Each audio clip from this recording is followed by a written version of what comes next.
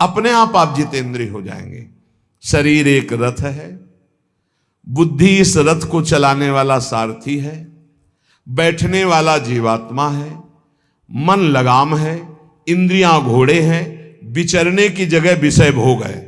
ये घोड़े विषय भोग का चारा चरने के लिए जाएंगे। अगर मन रूपी लगाम को बुद्धि रूपी सारथी ने ठीक से खींचा नहीं तो ये खंडक में गिरा देंगे।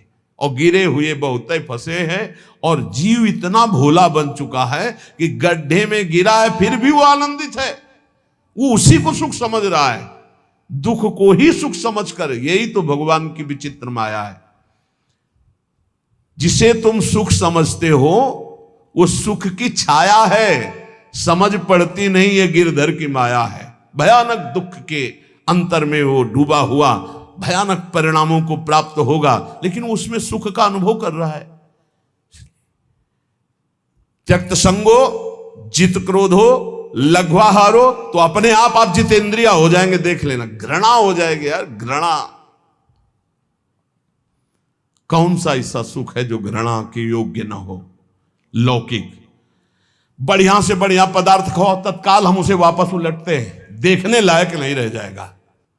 चिकनी चमड़ी केवल देखकर फंस रहे हैं, कुछ नहीं, पूरा जीवन बर्बाद हो जाता है।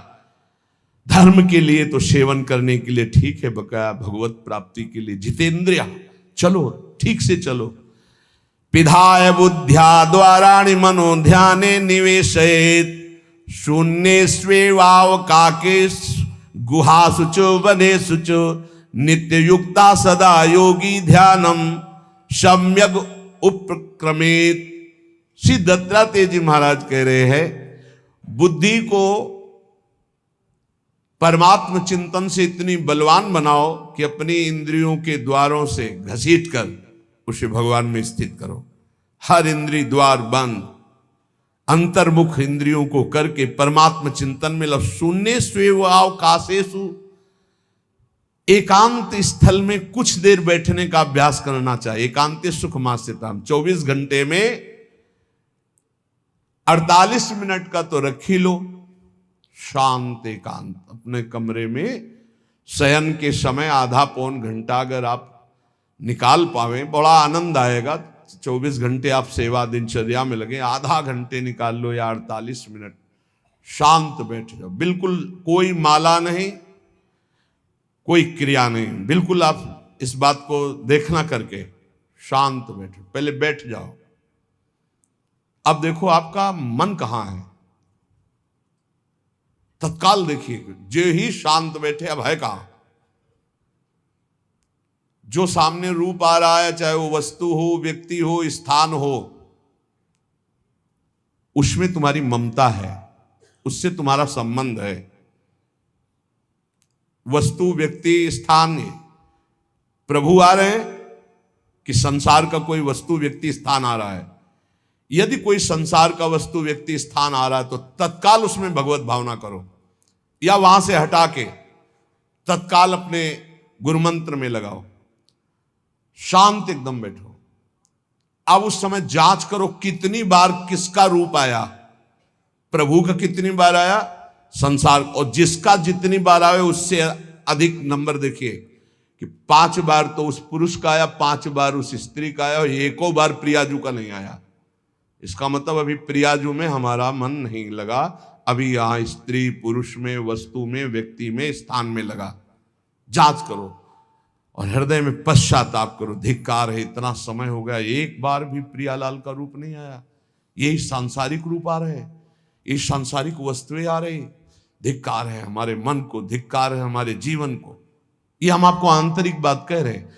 पूज्य भाई जी महाराज, जिस समय मन को धिक्कार दिया जाता है, जलन होती है। जब जलन होती है तो निर्मल होता है, निर्मल होता है, निष्पाप होता है, मल भस्म होता है। जो ताप अंदर मन में होता है प्रायश्चित का, उससे। अब बार बार सामने आपको जो गुरुमंत्र मिला है उसको लिखिए। कोई माला नहीं, बहुत आराम से, कोई जल्दीबाजी नहीं। 1 मिनट में एक बार लिखेंगे। यहां कोई संख्या हम नहीं बोल रहे, यहां कोई आपको नहीं कि 108 बार करना है कि 50 बार करना, 5 बार करो केवल। हम कह रहे 5 बार आराम से लिख रहे हैं। शांत बैठे, खूब आराम से बढ़िया रा बहुत बढ़िया, धा, राधा, राधा, रात। आप देख लीजिए, अब ये भाग जहां रहा है, पकड़ो, कहां भाग के जा रहा है? इस वस्तु से क्या संबंध है? इस व्यक्ति से क्या संबंध है? कितनी बार इसको छुआ है, देखा है, भोगा है, मिले हैं, सूंघा है, कितनी जन्मों में। धिक्कार तुझे मन, जो तू राधा नाम को छोड़कर, प्रियाजू के इस अमृत में नाम को छोड़कर भाग रहा है। फिर उसे लाओ नाम में, फिर लाओ नाम में।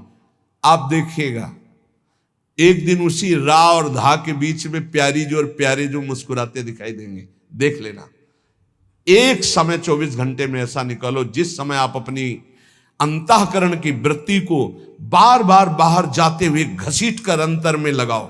हर समय साधन में लगे हो, लेकिन एक समय इतना साधन कर, जो गृहस्थी में हम कह रहे हैं 10 मिनट शुरू करो भाई, 10 मिनट से 10 मिनट शांत होकर बैठ जाओ। 10 मिनट बैठने में क्या परेशानी?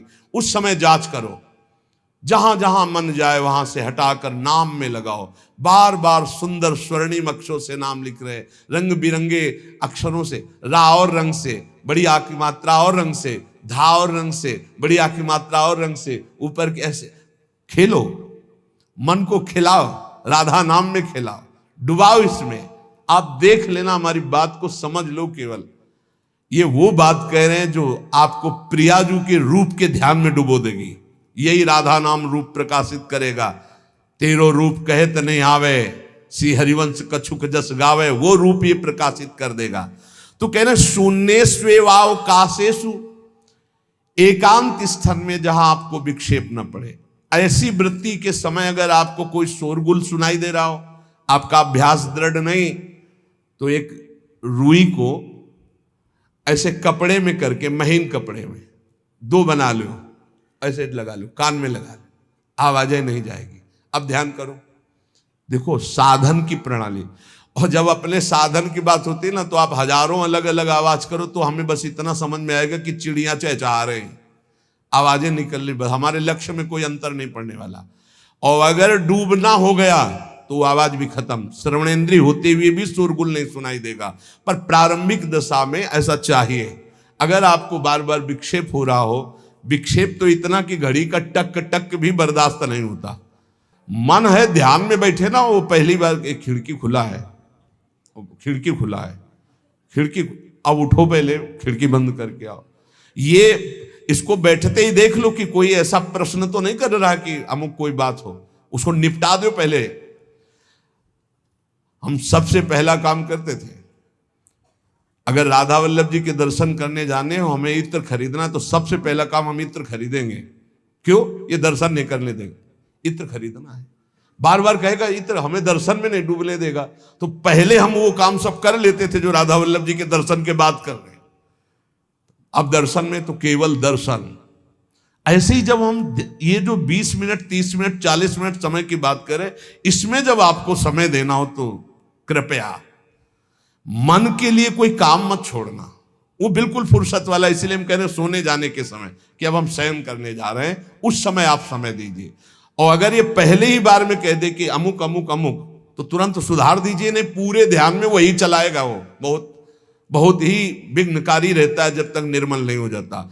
और जिस समय नाम पकड़ने लगता है, ऐसा आनंद आता है कि केवल रोने का मन करता है। आप इसको करिएगा जरूर, एकांत स्थल पे करिएगा। और जब ये करने विघ्न करे तो कान में श्रवण होता रहता है, शोरगुल। तो ये हमने किया है प्रारंभ में, रुई में ऐसे, और एक महीन कपड़ा का बना के ऊपर कपड़ा से ऐसे, और ऐसे खूब ठास के भर ले, अब आवाज ले जाएगी।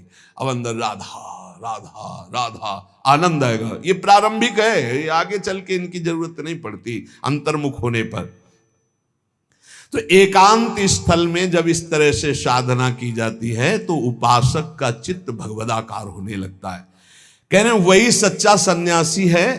वाग्दंड कर्मदंडश्च मनोदंडश्च ते त्रयः यस्यैते नियता दंडा सत्यदंडी महायति। श्री दत्तात्रेय जी महाराज कह रहे हैं वाग्दंड, जिसने वाणी को वाग्दंड मौन में स्थित कर दिया। वाग्दंड यही प्रपंच की वार्ता नहीं बोलनी, भगवद वार्ता केवल बोलनी। वाणी को दंडित करो, ये बहुत चटर चटर प्रपंच की बातें करती, नाम जपने में इसको थकान लगती है, प्रपंच की बातें करने में नहीं। इसलिए इसको मौन के द्वारा वाणी को शासन में रखो, या तो भगवत चर्चा या मौन। दूसरा कर्मदंड, जो सन्यासी होता है वो निष्कर्म अवस्था की तरफ बढ़ता है। प्रापंचिक कर्मों को करते हुए भगवान नाम स्मरण करके यदि कर्म समर्पण कर दिया जाए तो वही गति प्राप्त होती है। ये तो सर्वाणि कर्माणि मयि सन्न्यस्य मत्पराः। प्रापंचिक कर्म है, व्यापार, नौकरी आदि नाना प्रकार के, लेकिन इन कर्मों को भगवत स्मरण करते हुए किया जाए, भगवत समर्पित कर दिया तो वही गति प्राप्त होती है जो निष्कर्म अवस्था को प्राप्त सन्यासी की होती है। 3 दंड होते हैं, वागदंड और एक होता है कर्मदंड, शरीर को निश्चेष्ट रखना, निष्क्रिय रखना, और मनोदंड, मन को निसंकल्पित रखना, कोई संकल्प न बनना। इसे संन्यास भाव को प्राप्त महापुरुष की अवधूत स्थिति तक पहुंचने का यह रास्ता है। वागदंड, कर्मदंड, मनोदंड, वाणी को मौन के द्वारा, शरीर को निश्चेष्टता के द्वारा निष्कर्म स्थिति के लिए, और मन को निसंकल्पता के द्वारा, कोई संकल्प न बनावे, ऐसा का ऐसा, ऐसा नहीं, जैसा प्रभु जब चाहे जैसा, हमारा कोई संकल्प विकल्प नहीं।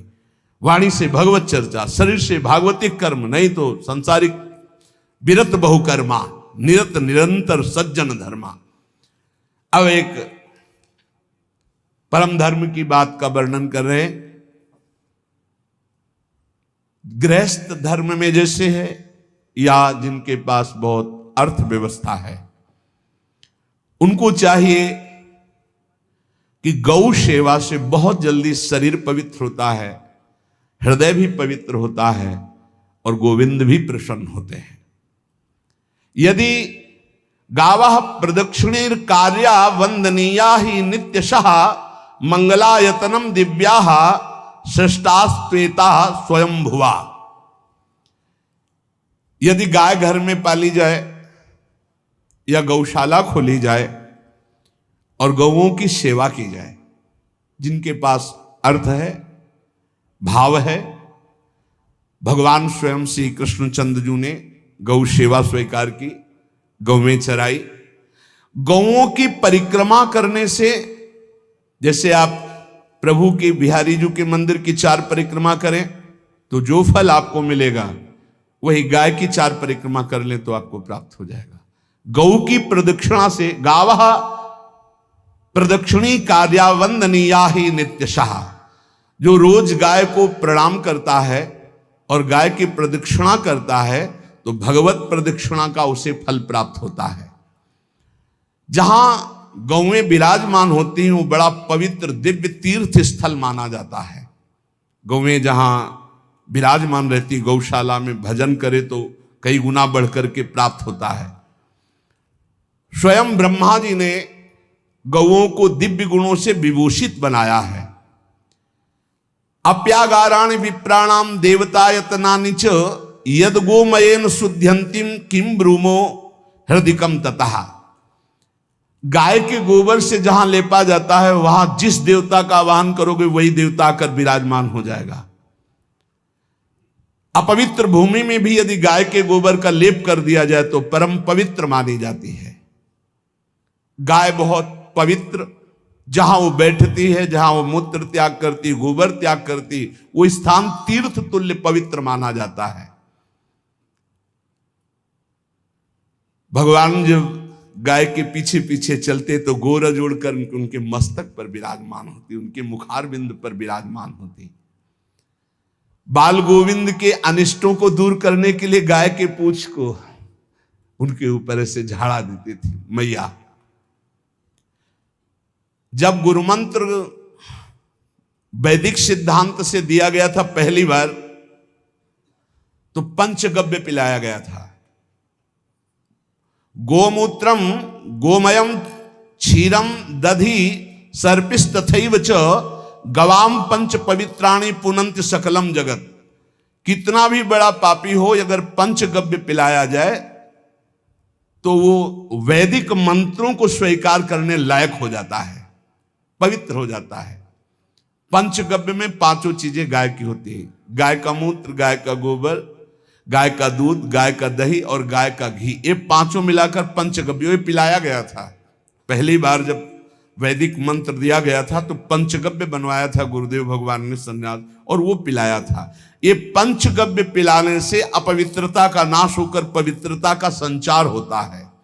इसलिए धन्य है उनका जीवन जो गौ सेवा परायण है भगवत भाव से। गाय में साक्षात भगवान का भाव रखकर गौ सेवा करते हैं। त्रिषिता गौर गृहे बद्धा गेहे कन्या रजस्वला देवशास्त्र सन्निर्माल्य हंति पुण्यम पुराकृतम। यदि घर में गाय बंधी है और भूखी है और प्यासी है तो तुम्हारे सारे पुण्य नष्ट हो जाएंगे। अगर घर में रजस्वला कन्या बहुत काल तक है और उसका विवाह आप नहीं कर रहे हैं तो आपके सारे सुकृत नष्ट हो जाएंगे।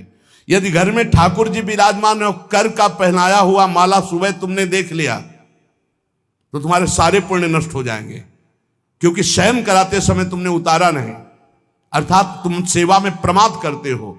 तो देवतास्त्र सन्निर्माल्य हंति पुण्यम पुराकृतम।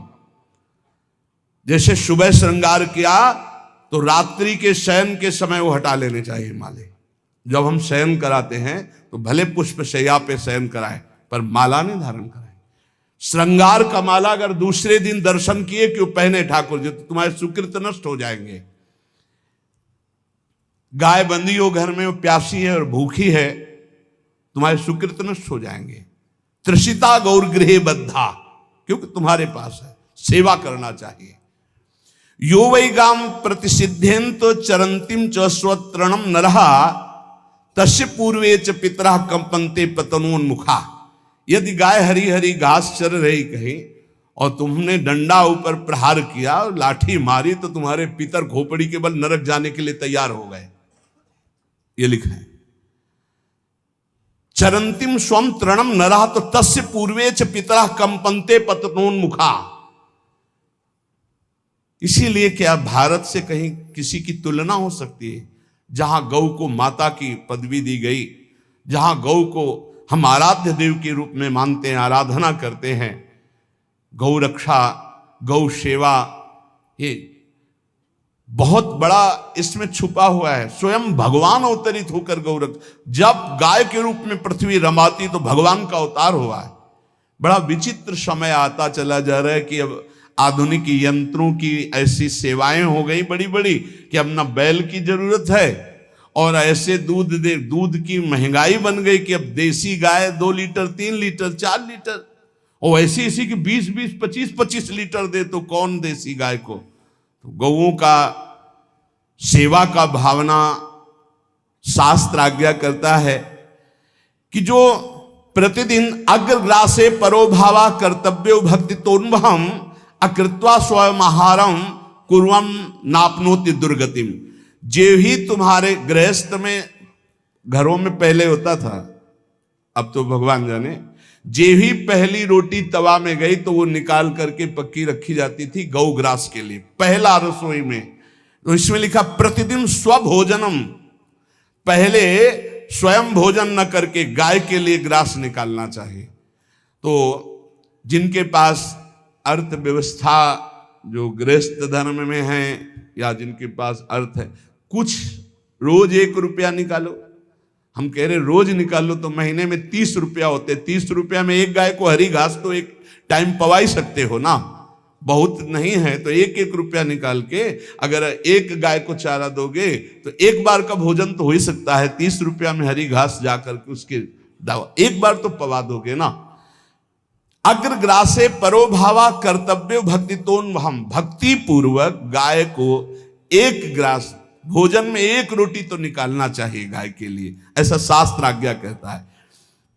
जो ऐसा करता है तो अकृत्वा स्वयमाहारम कुर्वन् नाप्नोति दुर्गतिम, अपने आहार से 1 रोटी निकालकर गाय को देता है और स्वयं 3 रोटी भले पाले 1 रोटी गाय को दे दी तो बोले उसकी दुर्गति नहीं होगी, अर्थात उसके अंदर भाव बढ़ता चला जाएगा वो भगवान की भक्ति में।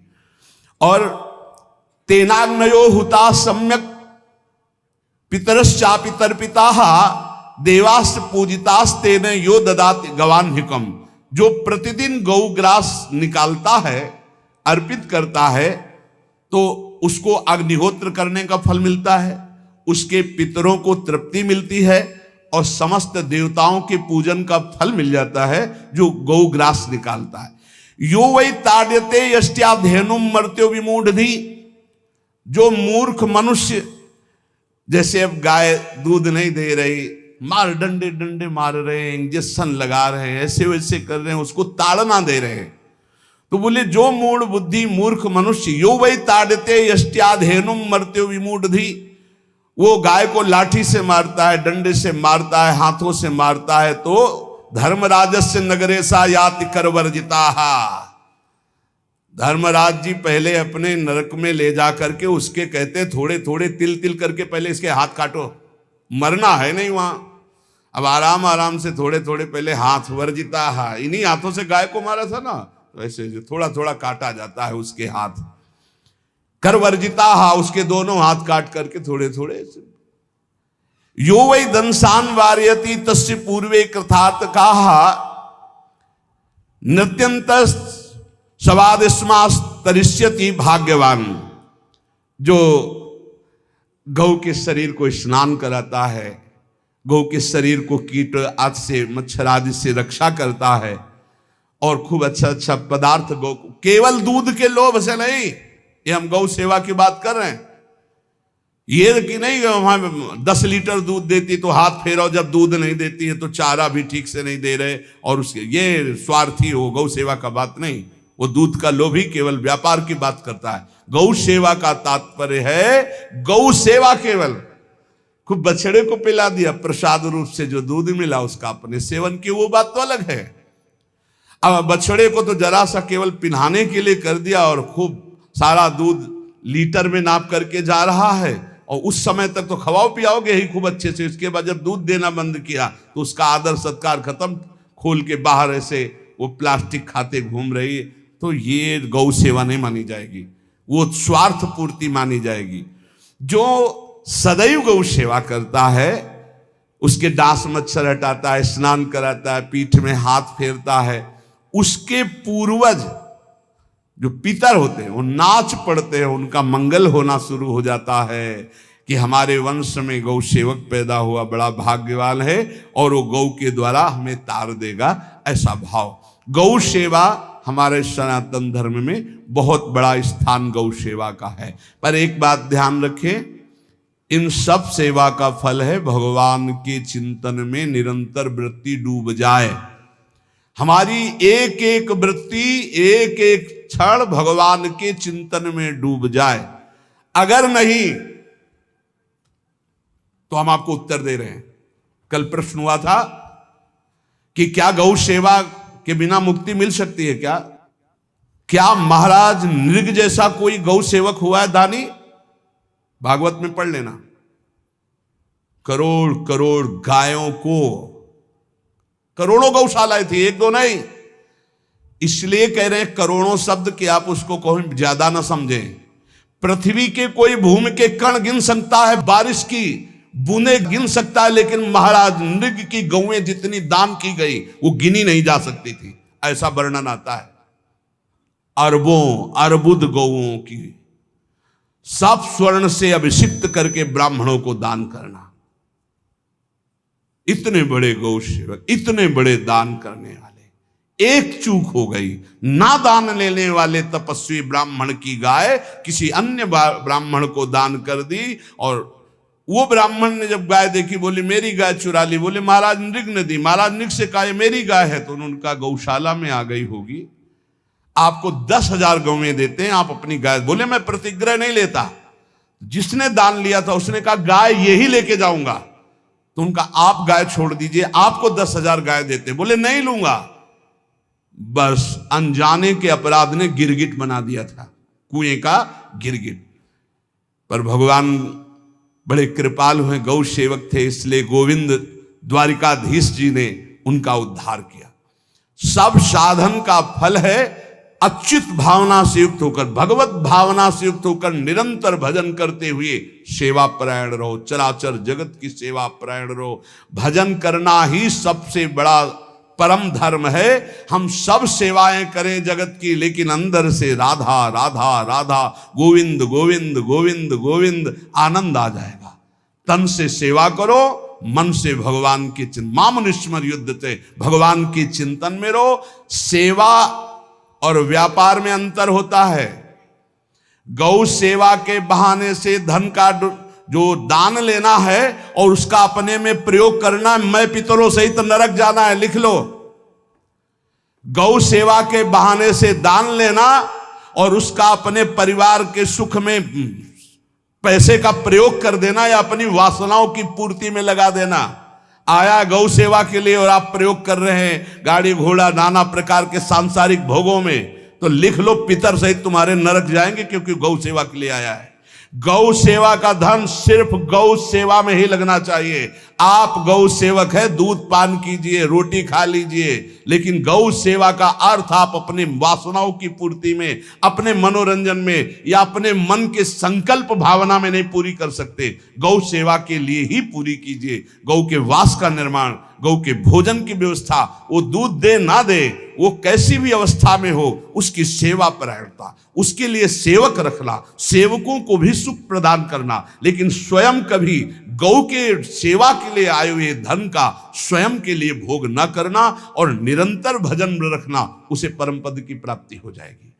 इसलिए हमारे सनातन धर्म में गौ सेवा का विशेष महत्व है और इस महत्व को सबको स्वीकार करना चाहिए। यदि आप गौ पालन स्वयं नहीं कर सकते तो 4 लोग मिलकर के, क्योंकि आज जो गायों की व्यवस्था वो बड़ी दयनीय हो रही है। दयनीय इसलिए हो रही कि दूध की अधिकता के चाह रखने वाले भैंस रखते हैं या विदेशी गाय रखते हैं। अपनी भारतीय जो देसी गाय है वो उतना अधिक नहीं देती कि 40 लीटर 30 लीटर 25 लीटर, बहुत अधिक देगी तो 5 और 8 लीटर। देसी शुद्ध गाय अपनी जो है वो 8-10 लीटर, बहुत जब व्यवस्था हो। नहीं तो अपने गांव में तो देखा है 2-2.5-3 लीटर से ज्यादा नहीं देंगे, 1.5 लीटर इधर 1.5 लीटर उधर, या बहुत हुआ तो 2 लीटर 2 लीटर, पर वो स्वर्णिम दूध होता है। जो दूध की चाह रखने वाले जन थे अब वो गायों को नहीं रखते, देसी गायों को कोई बिरला ही रखता है। अब पहले बैलों की जरूरत होती थी, गाय बछड़ा दिया तो आनंद होता था कि किसानी के काम में। अब तो ट्रैक्टर है तो बैलों की जरूरत नहीं। अधिक दूध के लिए, अरे अब तो पशुओं की जरूरत नहीं, केमिकल से दूध बन रहे हैं, टैंकर के टैंकर। तो फिर हमारी जो गायें हैं उनकी बड़ी दुर्दशा हो रही। तो हमें चाहिए कि जो गृहस्थ जन हैं, धनी मानी जन हैं, या जिनके पास शरीर व्यवस्था, बौद्धिक स्तर सेवा परायण, अर्थव्यवस्था, वो थोड़ा 4 गाय की व्यवस्था करके उनकी सेवा करें, क्योंकि हमारे सनातन धर्म का स्वरूप है जहां मां पदवी दी गई है गांव को, गौ माता कहा गया है। गौ में समस्त देवता विराजमान है। गौ का बहुत बड़ा महत्व वर्णन किया गया धर्म शास्त्रों में। यहां तक कि जब कोई ऋषि नाराज होता था तो आगे गाय करके जाया जाता था तो क्षमा हो जाती थी, गाय को देखते ही वो क्षमा कर देते थे। बहुत महिमा वर्णन की गई है गौ की। इसलिए जिसको भी अगर नहीं अर्थव्यवस्था है तो एक रोटी तो निकाल सकते हो ना। तुम्हारी रसोई में रोटी बने तो पहली रोटी निकाल लो, और आसपास जहां गाय बंधी हो तो उसको दे आओ जाकर, तो कम से कम धर्म का पालन हो जाएगा, गौ सेवा बन जाएगी। तो गौ सेवा, चराचर जगत की सेवा, भगवत सेवा, सबका फल है। फिर प्रारंभ में आ जाइए स्मृति। योगी हो तो चित्त की वृत्ति का निरोध करके परमात्माकार, ज्ञानी है तो चित्त वृत्ति का लय करके स्वरूप स्थित, भक्त है तो एक एक वृत्ति सावई मनः कृष्ण पदार विंदयो। भगवान के चरण में, भगवान के नाम में, भगवान के रूप में, भगवान की लीलाओं में स्मृति अगर नहीं तो सब साधन अधूरा, और स्मृति तो हर साधन पूरा। इसलिए एक बार कमर कस लो, चाहे जगत की सेवा करो, चाहे जिस कार्य में लगे हो, तुम्हारी स्मृति प्रभु में लगी हो। स्मृति के बिना हम जीवन का कोई महत्व नहीं समझते। स्मृति विहीन जीवन सब व्यर्थ। इसीलिए उन परमहंसों के चरणों में स्वयं भगवान चरण रज लेने के लिए पीछे डोलते हैं, जो निरपेक्षम मुनिम शांतम निर्वैरम समदर्शनम अनुब्रजाम्यम नित्यम पुयत्यंगुरेण भी। ना कोई प्रतिज्ञा, ना कोई चाह, ना कोई इच्छा, निरंतर भगवदाकार वृत्ति, निरपेक्षम मननशील, द्वंद्व विमुक्ता, जो शांत हैं, जो किसी से वैर नहीं रखते, भगवदाकार वृत्ति, उसी मार्ग के आप पथिक हैं। सर्वतो भावेन, अपने मन को समेट लो धर्म और कर्म दोनों से, और साब त्यज लोक धर्मान, और परम धर्म का सेवन करते हुए समस्त चराचर जगत को भगवत स्वरूप निरखते हुए इसी जन्म में परम पद को प्राप्त हो जाओ। सत्संग का सार हमारा शरीर है, इससे सेवाएं बने, हमारा मन है, इससे चिंतन बने, हमारी वाणी है, इससे लीला गुण का गायन करें, और हम स्वयं परमात्म अंश हैं, परमात्म स्वरूप है, ऐसी ठसक बनी रहे, जीवन मुक्त ही हो। स्वार्थ को लेकर किया गया धर्म रंग नहीं लाता। निष्काम किया हुआ छोटा सा भी धर्म परमार्थ की ऊंचाई पर चढ़ा देगा। ध्यान रखना, परमार्थ की ऊंचाई पर चढ़ा देगा। इसलिए निष्कामता सब सोहित, निष्कामति। श्री वृंदावन विश्राम, श्री राधा वल्लभ लाल को हृदय ध्यान मुख नाम।